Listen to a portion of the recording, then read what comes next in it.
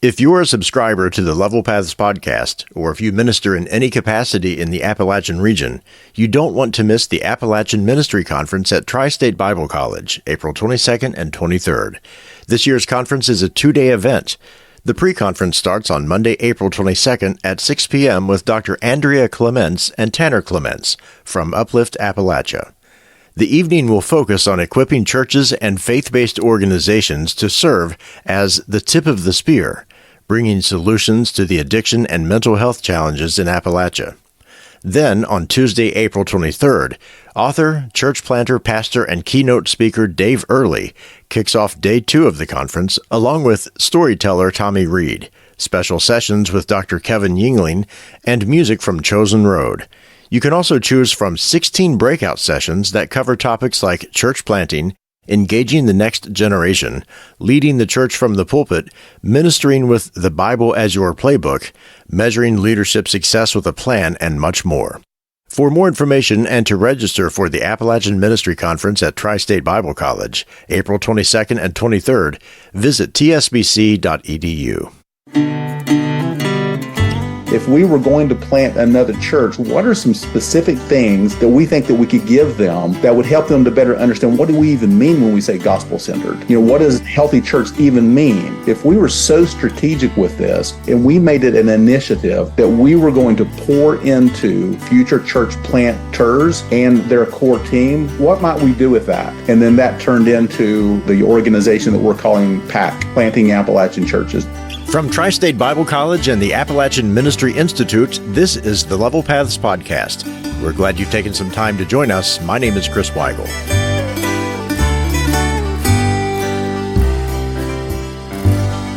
When the COVID-19 pandemic hit the U.S. in full force in March of 2020, it caused well-established churches to struggle to keep their ministries afloat. Sadly, many churches shut their doors permanently. But imagine for a moment that you were just months into the launch of a church plant when the pandemic hit. A fledgling ministry would be a prime candidate for failure. On this Level Paths podcast, Pastor Jerry Williams was involved in a young church plant in Tennessee when March 2020 rolled around. But his church plant survived, and then it continued to thrive. How did that happen? Here's Rex. Welcome to the Level Paths podcast. This is an exciting conversation that we're having. Yeah, Rex, this is almost, I'm thinking we're going to need to give a whole new category for our podcast. We're going to call this the Overtime Podcast because Andy Clements, who we interviewed, is going to be speaking at our Appalachian Ministry Conference coming up. She said, hey, you've got to meet my pastor. He leads a group called Planting Appalachian Churches. Jerry, if you would just very briefly tell us a little bit about yourself. A short intro, would be when I was in my early 20s, I thought the Lord was calling me to pastor, Bible college, did all those things. And then I ended up leading a classical Christian school for 23 years. So I thought I missed the call, and that's maybe what it was that I was supposed to be doing. Late into that, about 21 years in, I realized that something was going on, and I took a sabbatical. And it was while I was at that sabbatical that I realized that the Lord was calling me away from this school that I thought I was going to retire from. And I was already ordained as an elder, and I was a community life pastor. And then just this kind of idea of planting Appalachian churches, started getting, in our head. And we started, thinking and praying about that. And we were planting a church in Elizabethton, Tennessee, which is an adjacent town. And I was heavily involved. We were developing SMART goals, and we were trying to prepare this group. And, they had a team, they had a region, we had everything. They didn't really have a leader. And we were really praying that the Lord would raise up someone to be the leader, not even having any idea that was going to be me. I ended up getting prostate cancer and I had to undergo radical prostatectomy. And I came out of the surgery and I'm at home recovering, and I don't know how to describe, when you hear from the Lord, but I was like, oh, it's me. I'm the guy. And I recognized that. And over a series of, a couple months after some vetting, I ended up stepping in as the leader. We planted Redstone Church Elizabethton in January before COVID hit. There were so many churches that did that had to close their doors. And we grew through the process. And we came out stronger on the other side. But then we began asking, why is it that we're healthy? What are we doing? What can we replicate here? And is this something maybe that we can think through on a more regional level and really make an effort to be a church planting church that's about planting healthy gospel-centered churches in Appalachia, which is not easy to do. So that's how we started. Planting churches in Appalachia is different. It's almost like missiology. We have to think about Appalachia as we would in some of the mission curriculum that I've had in seminary or Bible college. As you go into another culture, into another context, you've got to really understand the culture before you can do any ministry. We've also talked about the natives need to reach the natives. These are things that, as we're digging in as the Appalachian Ministry Institute, we're realizing this is mission work. Yeah. So what makes Appalachia different? What's the context? I think there's a lot of variables to that, and it's probably going to look different in each region, but I'll use like a geographical context. Even if you look at Tennessee, it's all Appalachia. But within the context of Tennessee, you've almost got this hierarchy, like the people in Nashville kind of look down on the people in Knoxville, the people in Knoxville look down on the Tri-Cities, and even within the Tri-Cities, you've got Johnson City, Kingsport, Bristol, but then you've got, Elizabethton. But who wants to go to Elizabethton? Nothing good comes out of Elizabeth. But then if they find out that you're from Elizabethton, they're like, oh, well, at least you're on the west side of Elizabethton and not on the east side. But within each one of those pockets, there's a culture that's just very distinct. And, Appalachia itself, it's hard to describe. But these people have moral character. They come from a lot of times these dysfunctional families. There's this understanding of there is a God. It's not that you have to convince me that there's a God, but being able to sit down with someone in Appalachia and talk about stuff that's stirring in their heart, struggles from their past, and being able to talk about sin and the gospel, it's hard. And they can sift right through when they feel that they're like a pet project of some sort, or when a church tries to come into the area and they put up banners and they do all these things to market themselves, and they'll come in because it's a novel new thing to go take in and eat popcorn and enjoy the ride. But that's not what they need. What we're saying is planting within Appalachia is hard because Appalachian people can be hard to get to. There's so many layers to them. I don't know why that is. I mean, there's a lot of books that have been written about it, and we can talk about that all day. When we began to plant, I kept on saying, listen, we're going into a region that has not had a successful church plant in over 39 years. And if you go back and if you look at why, this is my theory was that they were trying to do that. They were just trying to come in, kind of market themselves, market the church, and, bring in a dynamic preacher and, do what you can do to connect with people. And I'm not saying that there's anything wrong with that, but it's not what's best for Appalachia. So our strategy, I borrowed from Colossians 4:2, remain steadfast in prayer and watchful in it with thanksgiving. And I remember when that verse began to just make some missional sense to me, if you will. So I would say, okay, here's 3 to 5 people in my life right now that are not walking with the Lord or that do not know the Lord. Okay, how about if I just do this? How about if I write down their name and every day I pray for them? And I pray that God would work in their hearts, even before I even have a chance to have a conversation with them. And then the next part of that would be, would I be bold enough to reach out to them and to sit down and have coffee with them, have lunch with them or whatever, and not force anything, but just, I've been praying for you. I already believe that the Lord's gone before me. And then see if he opens up the door in a conversation. And if he does, will I be willing to step into that? And that's what I did. And that's what everybody in our core group did. And those were the people that ended up coming into our church. And the first year, we had 13 people that were baptized. It was phenomenal. The church was growing, not because we were marketing ourselves or the church. We were just talking gospel. We were listening to people, meeting them where they were at. And then we were just being bold enough to say, hey, listen, this is why I believe in the gospel, because here's the truth that I have for you. And people were willing to listen because we invested time in them. You planted a church through evangelism. The reason that I point that out is because often churches are planted through disaffected church members from other churches who come together.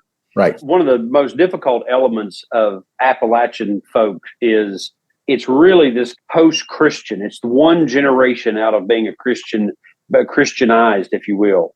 Dean and Sarah wrote a book, The Unsaved Christian, Reaching Cultural Christianity with the Gospel.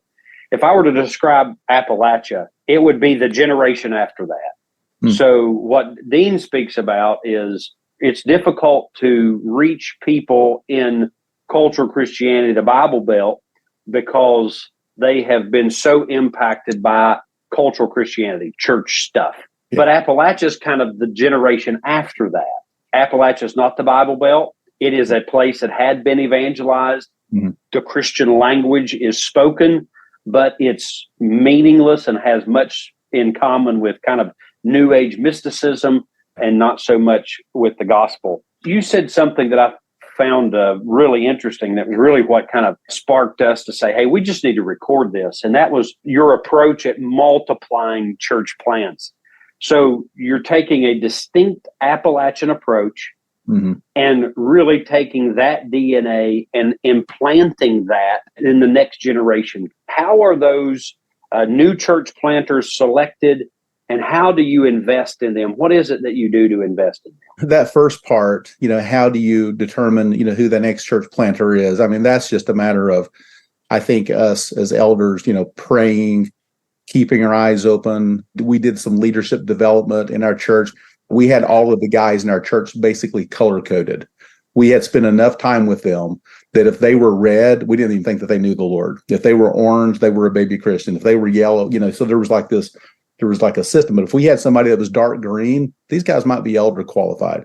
So we took those dark green guys and we put them through some training, and we would just get together every 2 weeks, and it was pretty intensive. And at the end of that, we were able to sit down with each one of them and just kind of speak into their lives. That here's what we see, in you, and watch, what the Lord did. But there was one guy in particular, and we just said, man, he looks like he's got the hand of God on him. Why don't we bring this guy in as an intern and see what that might look like? So in his case, we didn't know for certain that he would be ready to step into it, but there was enough evidence there that he sure looked like a guy that we should apply Ephesians 4 and equip this saint for the works of ministry. So we did. So I don't know necessarily that you always know, but I am a big fan of, don't be afraid to do something. So how about if we bring him in as an intern and just see, so that's how we started with that. Then the way that we would equip and pour in, to him, I think it would look different with every church. But with me, it was, what churches do I see that are healthy gospel-centered churches in our area? What pastors do I see that really have a skill set that could really help him? And these are guys I've already got relationships with. So I just kind of reached out to all of them collectively and said, hey, here's what we're doing. Here's a guy. We're seeing some things in him. Would you be interested and willing to invest in his life? So we're doing kind of 2 years worth of ongoing training. And I'm just pulling from some of these other pastors as a part of that. We haven't even talked about PAC yet, but then there's this other component of PAC where he's actually has those guys that are pouring into him, where there's some very specific churches that are a part of this network that we've started for the intentionality of developing him and preparing him so that he would be ready to plant well. This is the piece that really stuck out to me. I remember serving with the West Virginia Convention of Southern Baptists, and this was really at the beginning of the most recent church planting movement. We had a young man come in, and he connected with a church in his hometown, and that church sent him out as a church planter. And I remember him doing a video, and he was a capable guy, but he was young. And I remember him doing a video, and in the videos, he said something like, this particular area needs a gospel-centered church. There are no gospel-centered churches in this area. And when he said that, he immediately offended everybody from the church that sent him. He said, I'm thinking, whoa, what is happening? Yeah. But this is the piece that I wanted to highlight. I find it intriguing, and I'm so grateful that you as a leader look around and say there are other gospel-centered, faithful preaching churches in our community. And no pastor has everything nailed. They're not just killing it in all areas, but there are qualities that will benefit this church planter these qualities will benefit him, and their relationship's going to be mutually beneficial. Yeah, I mean, to be honest with you, I think the Lord humbled me. I think that there was a time in my life where I felt like when we were at Redstone, Johnson City, that we were doing it right and no one else was doing it right. And the Lord is pretty quick to bring you and show you that that's not the case. And the more I began to try to connect with other pastors, I mean, I just saw some things in them that I just admired and really began to reach out to them. So part of the way that I spend my time on a regular basis is I stay connected to these pastors. I'm growing from them. I'm learning from them. We're sharing notes together. I've got a Presbyterian elder that's coming in to do some, training with our elders because he's better at this one particular area than we are, and we can learn from him. And it's been fascinating to see how we've been coming together to really love each other and pray for each other every Sunday morning. Every Sunday morning, every one of these guys is sending out a text to each other, letting us know that we're praying for you this morning as you're stepping into your congregation. So it is fascinating to see how the Lord has not only humbled me, but how he's connected me to these men. And yes, it's kind of like, the body of Christ in 1 Corinthians. You're seeing these different strengths that each pastor has. I think my thing is probably leadership. I think that that's probably where I'm the strongest. But when I look at the list of the things that we need to give to Adam Stein, there's so many topics that there's so many other pastors that will be able to pour into him much better than I will. Why would we not invite them into that process? So we're attempting it. And right now it's going well. Jerry, it's exciting just to hear from a leader who's reproducing leaders, also modeling and just kind of integrating into their DNA a humility and appreciation for people around you. Because it's one thing to say they're not our competition, right? But it's a different thing to treat people, not just they're not our competition, but also to see their value and how that they can help you and how you grow. So let's talk a little bit about planting Appalachian churches. The first sitting church was Redeemer. Sent Redstone, Johnson City, sent Redstone, Elizabethton, and us pastors got together. And the first time that it took place, they didn't really know what they were doing. They had never planted a church before, so they basically laid hands. They had a service, and they did some equipping, and then they sent them on their way. But there wasn't a financial commitment. There really wasn't any specific strategic development, for this group of people before they were sent. It was, and this sounds like it's not fair, but I'm just, being honest. It was like, send you guys and we're going to cross our fingers and, hope for the best. And it worked out. When we were planted, and I mentioned this earlier, but we were planted January before COVID hit. And, just by the grace of God, we were able to make it through that. But a lot of that had to do with, again, going back to the strategy of we weren't pulling from other churches. If someone came in and was interested in Redstone, Elizabethton, I would sit down with them and I would have coffee with them. I had coffee with everybody, but I would have coffee with them and say, tell me why you feel called to this church. If they gave an answer other than I feel so specifically called, then we had to say, listen, you need to stay where you're at. And if someone said, we really feel called, we're at this Baptist church right now, but we feel a call there. Okay, then good. You need to take this back to your pastor and you need to sit down with them. And I need to hear their blessing that they see this calling to and that they're sending you well. And when I would do that, usually those people would not come. And we had one family and they went to the pastor, they came, and that was the only family that I could think of that we were pulling from another church. They stayed for a couple of years and then they got convicted because they realized that they had left because they were really upset and they went back to their former church.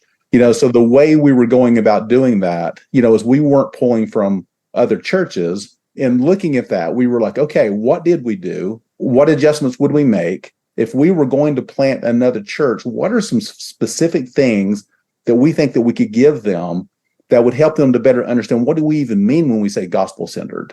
What does healthy church even mean?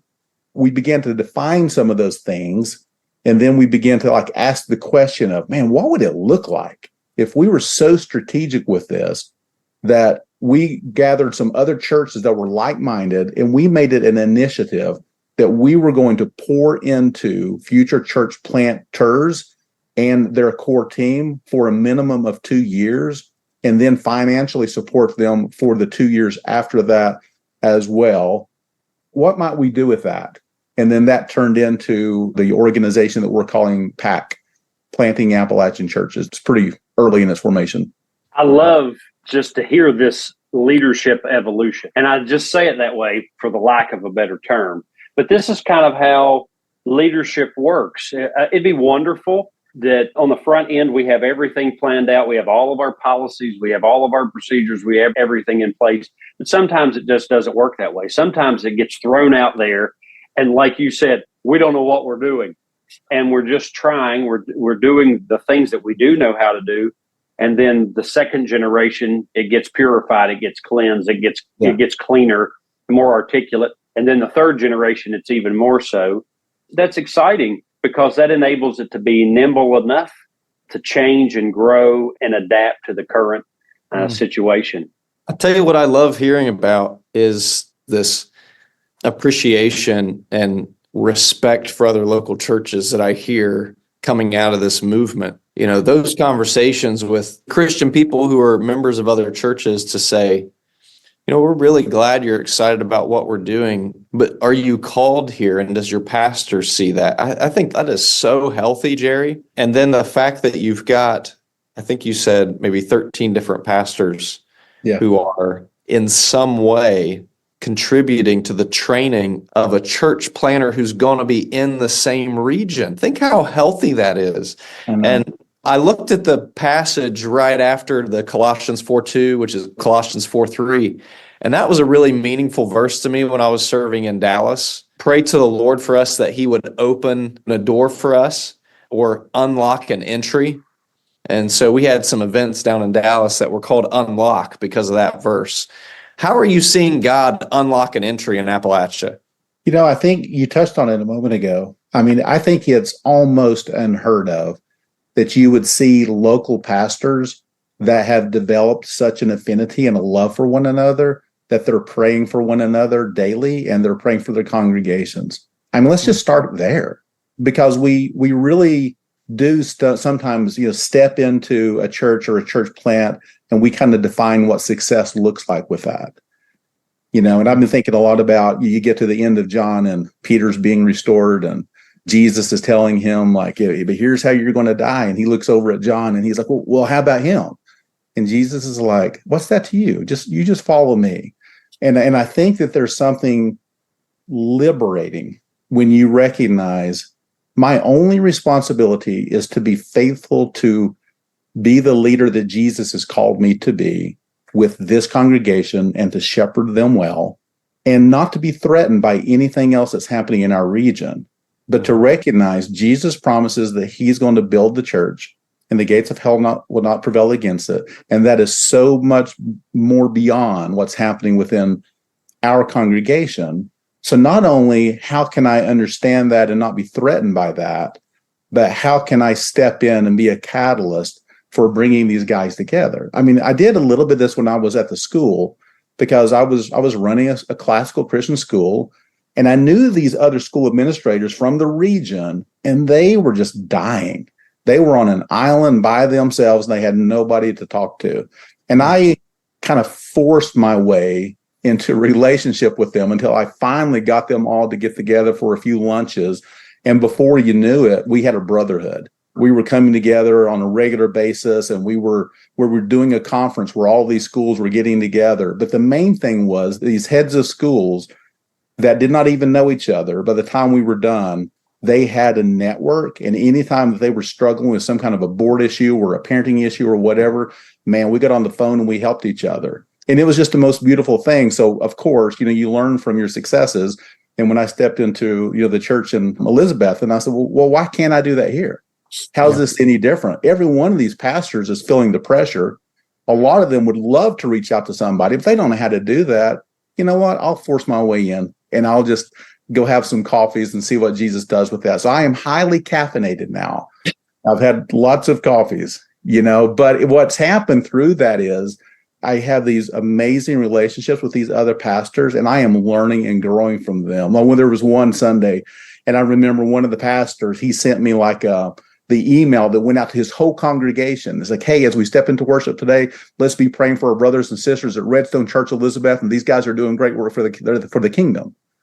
And this is a church like right down the road from us. And here they were praying for us on a Sunday morning. Yeah, so let's just start there. I think that in itself is an indicator that God is at work. This is high priestly prayer. Jesus prays that we would be one as he and the Father are one. Well, this is an indicator that prayer is being answered, at least in Upper East Tennessee. Well, Jerry, as I think about this, there's just so much more I'd love to dig into, but this has kind of been an impromptu overtime recording for our podcast. Really, the last thing I want to point out is, so in Appalachia, we realize that any ground is hard fought. Any one ground is hard fought. When we're trying to advance the gospel in this dark place, it's a hard battle.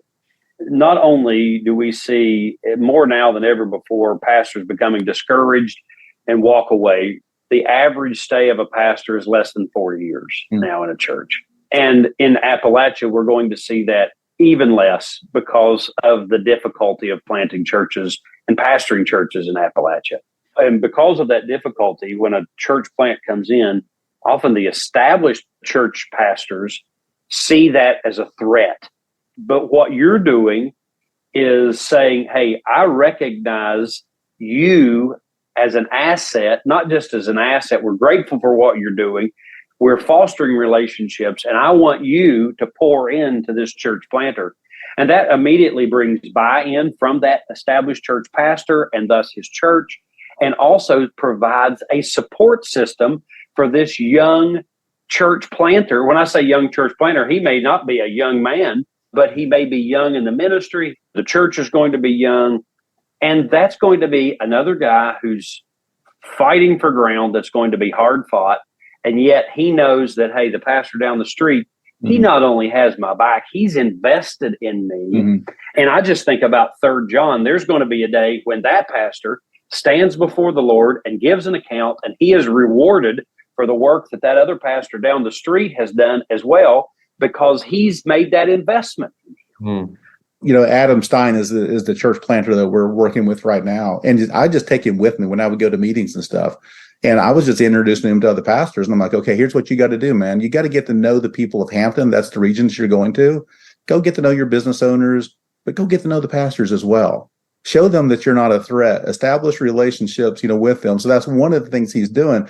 And thinking about like how hard it is in Appalachia, when you were talking about, we're in this, what did you call it? The post? I call it the post-Christian era. Yeah, okay, the post-Christian era. So when we did the prospectus when we were starting Redstone Church Elizabethton, and we discovered that, I don't know, let's say 20 years ago, I don't remember the specific time frame, but 67% or something like that of people attended church and would call themselves Christians, and that number had dropped down to the 40s 20 years later.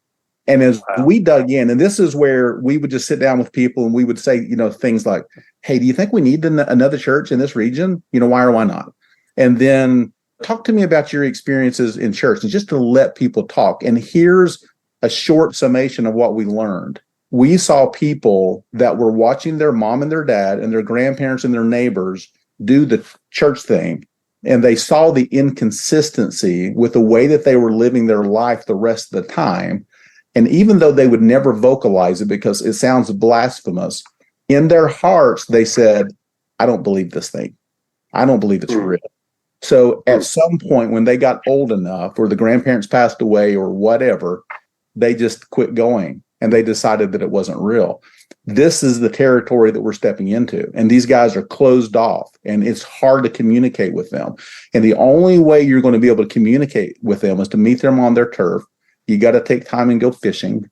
You got to sit down on somebody's front porch. You got to step in and not treat them like that they're your little pet project, but you care for them, and you're going to be in their lives, and you're going to love on them, whether they come to your church or not. But as you do that, Jesus begins opening up the door, and you're able to have honest conversations. And at the end of the day, all of these people, broken as they are and hard as they are in Appalachia, they still need the same thing that we all need, which is communion with your Creator and forgiveness of all of your sins and all of that guilt to be gone. And for you to understand the freedom that Christ, gives us, and that we can be set free. They long for that. They don't know how to articulate it, but they long for it. And if we will, just step in and meet them where they are at, he'll open up the door for us to have those kinds of conversations. So that, part of like the training is just showing Adam, like, man, I don't know what I'm doing half the time, but why don't you go with me and let's see what happens in this conversation. And he's watching Jesus open up those doors, and now he's doing the same thing himself. It's beautiful. Jerry, I know we've gone longer than we ever planned to with this, but as I listen, I have a notepad right here in front of me, and here's what I've written down. Strategic, purposefully constructed DNA for success. Amen. So nobody wants to be a church planter or be a part of a church that's going to fail. That's not glorifying to God. That's a misrepresentation of the gospel. Nobody wants to be a part of that. And yet, when we hear this, what you're doing is purposefully, strategically helping a church planter construct a DNA. We're going to build relationships. We're going to develop leadership. We're going to be intentional about spreading the gospel. We're going to teach the Bible. All of these things, you're constructing a DNA in them. And for a biblical definition of success, I mean, let's just be honest. It's Jesus who builds his church. And so we need to make sure that we're doing the right things that God can bless. Of course, he blesses all of us in spite of ourselves. But these are elements that God absolutely blesses, whether it be a pastor or a church planter. The other component of that is that we're saying we're going to bless you financially as well. We're going to stay with you. I didn't tell you this story, but here's what happened with Redstone Elizabethton. We had raised in Johnson City over the span of time, because we felt like this is something the Lord was getting us to commit to. We had raised around $100,000 that was going to go to this future church plant. I mean, we were dedicated. We were putting it in the budget, and we let all of our people know, hey, here's what we feel like the Lord's calling us to. Here's where your monies are going to. So we used some of those monies to purchase a trailer for pipe and drape and computer and soundboard and those kinds of things. And then we planted the church, okay? And the goal was that over the course of 2 years, salaries and just other needs would be met. You know what we ended up doing with that other $80,000 that we didn't need? We put it right back into PAC. Jesus provided for us because we were planting the church the way that churches should be planted. We were planting the gospel. People began coming. People began getting saved. People began giving their financial resources, and we never had to use any of those monies. So now we're hoping that the same thing will happen. We're saying we're going to come along beside of you guys and help you financially as well. But if you don't need that, consider putting it back into PAC. And if this investment was something that really, really helped you, would you consider coming and sitting on the board at PAC and being a part of this thing? Because Lord knows you'll have a lot to give, because I'm sure you've learned a lot in this process.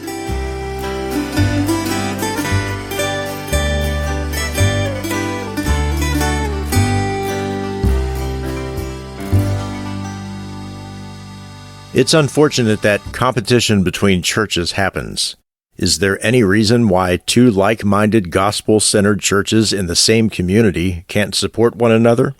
There's not a good reason for it.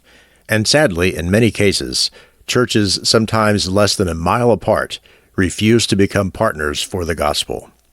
If you've seen this in your community, or you're in a church that operates only within its own walls, you can have an opportunity to meet with Pastor Jerry Williams at the Appalachian Ministry Conference, April 22nd and 23rd, at Tri-State Bible College.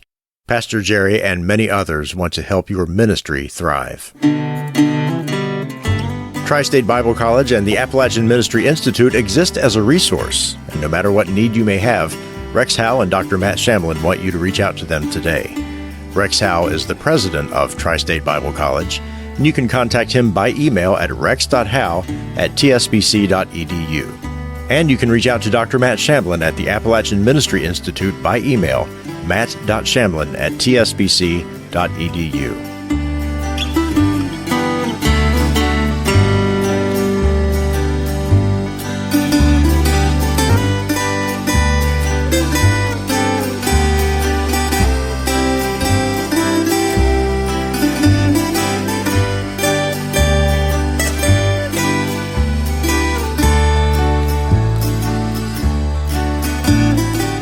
The Level Paths Podcast is an outreach of Tri-State Bible College and the Appalachian Ministry Institute.